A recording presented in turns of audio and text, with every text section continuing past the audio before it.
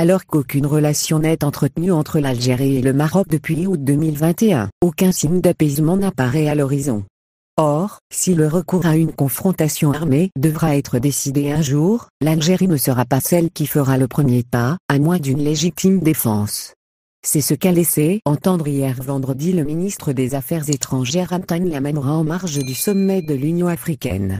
Interrogé par les deux médias français France 24 et RFI, le chef de la diplomatie algérienne a réitéré les positions de l'Algérie concernant ce dossier, mais aussi celui du statut d'observateur à l'UA, accordé à Israël en juillet par rapport à la question des tensions avec le Maroc. Lamamra a d'emblée critiqué l'attitude belliqueuse du Maroc. Selon lui, ce dernier met en danger la région en y faisant jouer un rôle à Israël. Avec des relations diplomatiques qui ne cessent de se dégrader, notamment depuis la décision d'Alger de rompre toutes ses relations avec le Maroc en août 2021, des experts avancent un éventuel recours à une confrontation militaire entre les deux pays.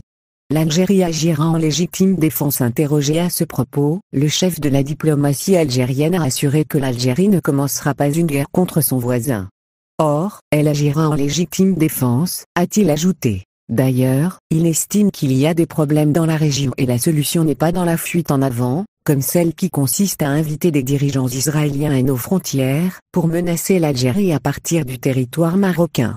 En outre, il a regretté la reconnaissance par l'ancien président américain Donald Trump de la marocanité du Sahara, mais relativise la décision de l'administration Biden de ne pas revenir sur cette position. Par ailleurs, l'intervenant a réitéré la position de l'Algérie quant aux observateurs accordés en juillet par l'Union africaine à Israël.